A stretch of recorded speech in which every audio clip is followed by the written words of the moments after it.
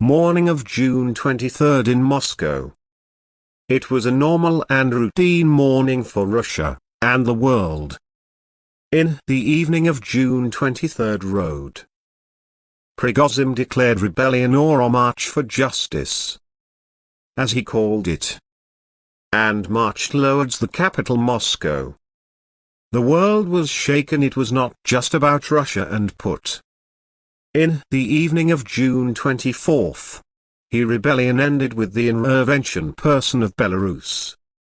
It was 24 hours that shook the world, a high-level chess game. As you know, Russians are famous for chess. Let's have a nice cup of tea and see how politics is played in the word. I'm Taha. Just like book says. Welcome.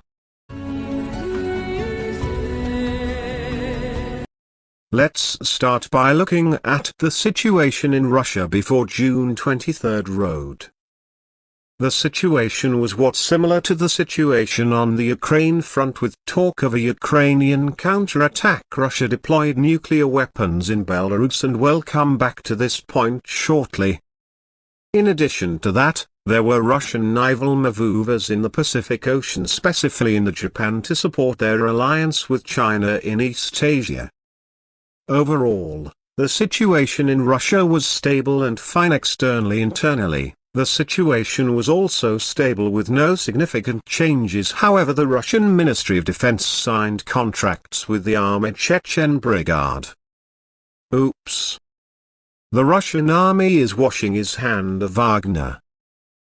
Prigozhin won't stay silent, he never does. He brought up the issue of the contracts to conclude the matter with the Minister of Defense. Prigozhin accused the Minister of Defense of being lax in the Ukrainian dialogue and called for the grandeur of Russian, and that's not all. Prigozhin and the Chief of Staff of embezzling funds allocated for Wagner, and even cast doubt on the goals of the war.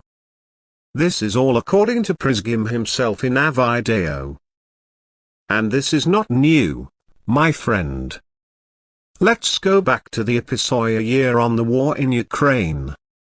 From last February, Prigozhin, the leader of the Wagner group involved in the battle in Ukraine, openly accused the Russian military leadership of attempting to destroy Wagner and deprive them of weapons and ammunition. Not only that, Prigozhin accused the Minister of Defense and the Chief of Staff of hiding reason why. Because they were willing to provide Wagner with ammunition or logistical support. However, the Russian Ministry of Defense responded on stating that had provided the required ammunition to the assault volunteer brigades, as they call Wagner. It's really intense, sir, but regardless, such serious accusations, especially at this particular timing before the spring offensive, indicate a crisis within the Russian military leadership, and the situation there is not the kindest thing. As we expected, Putin and the Russian intelligence agencies anticipated what would happen with Prigozhin and Wagner. That's why Putin signed contracts with the Armored Chechen Brigades, as I mentioned earlier, and it was on the evening of June 23 Prigozhin announced the March for Justice, and it was just talk. Prigozhin actually carried it out. He took control of the Rostov without firing a single shot amid noticeable popular reception. If that doesn't indicate that Prigozhin's talk about the grandeur of Russia found support among some of the Russian people. I don't know what does. Prigozhin declared the advance towards Moscow with 25,000 soldiers from Wagner, along with their tanks and armored vehicles marked with the symbols of the Special Military Operation ZV, but in red, not in the white color of the Russian army. Putin made a speech to the people saying they would crush the rebellion and referred to Wagner traitors and enemies of the homeland. Putin knew about what happened in 1917. Maybe someone ask me. I would say it was a civil war when Transdom Russia, during the height of World War I, was fighting alongside the Allies, Britain, America and French, against the Central Powers. Germany, Austria-Hungary, and the Ottoman Empire. The Bolshevik Revolution erupted against the Tsar, resulting in a civil war between the Bolsheviks, the Red Army, and the Royalists, the White Army. Notice the symbolism of red versus white. The result was Russians' withdrawal from the war, the fall of the Russian Empire, and the independence of the constituent states, such as the Baltic states, Ukraine, and the Caucasus. Foreign powers intervened in the civil war until the Communists ultimately prevailed after 6 years in 1023. Now, Putin warns against a civil war and cautions that victory in the war against Ukraine might be stolen from the Russians, just like what happened in 1917. Does Prigozhin remain silent? Absolutely not. He appeared in a video and said, "You are mistaken, Mr. President." Some media, especially Western media, added to Prigozhin's statement that Russia will have a new president. Oh, oops. Imagine yourself as Putin in a war with Ukraine, which is launching counterattack and facing international economic sanctions, while being labeled as an aggressor by the Western world. Internally there's an earned rebellion, the returning to overthrow their regime and plunge the country into a civil war. Even friends are worried and confused. Addition to this all, there is gloating from NATO and Western countries. We have seen Ukraine soldiers abandoning their weapons and eating popcorn while following the news about the rebellion. In that moment the situation shifts from Russia being at war with the West due to its strategy security, which Putin described as a war of existence for Russia. Russia will be collapsing internally, no longer existing. Here I will pause for a moment, and the question of the episode comes: what would you do if you were Putin? Considering the situation and the I-formation we have discussed, I will also help by suggesting available solutions. First, crush the rebellion completely. You have aircraft and missiles that can destroy Wagner's column before it reaches Moscow. Alternatively, send the Armored Chechen Brigade. We have heard that Ahmed's brigade is on its way.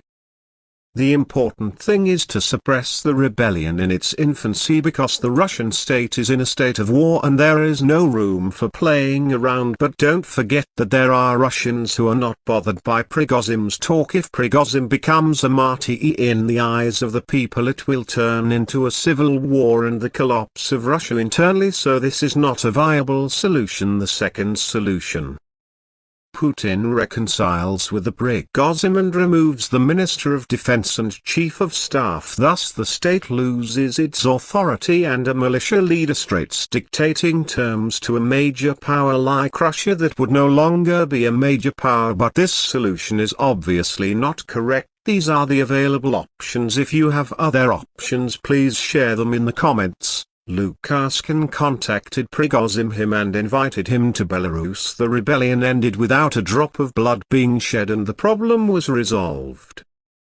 Some might say this solution is weak and shows the weakness of the Russian state. I agree, but in order to determine whether our decision is right or wrong, we need to consider the result. Let's see what the Russian chessboard has to say. This solution changes the Russian situation from being a chess move to checkmate against Europe. Let me explain how. He achieved a military promotion in chess and become minister. Who is that? Lukashin, who turned from the president of a small state to a president with nuclear power, led a Wagner force. At the same time, Belarus shares borders with whom?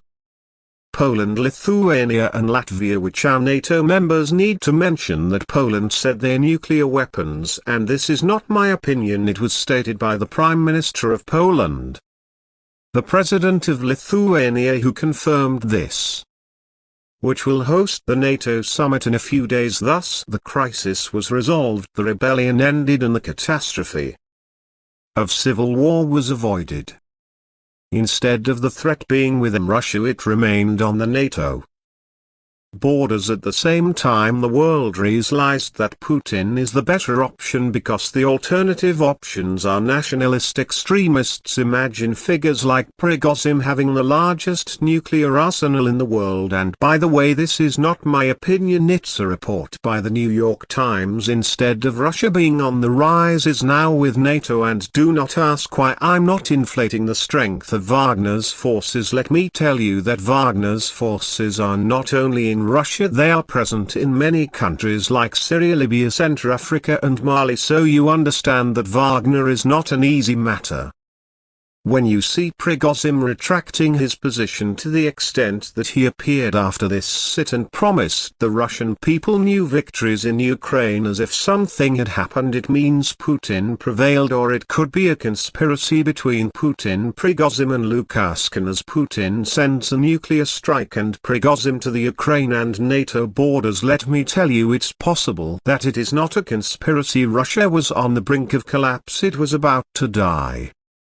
But it survived, and this is not my opinion, it is the opinion of the Russian strategy observer Alexander Dugin, known as Putin brain. In the end, my friend, Russians are no for chess from Alekhine to Kaspova, and Putin proved it in just 24 hours. Whether it was a planned conspiracy or not, let's agree that it was a clever move by Putin. Turning a loss into a gain is much more difficult than gaining in a tie situation.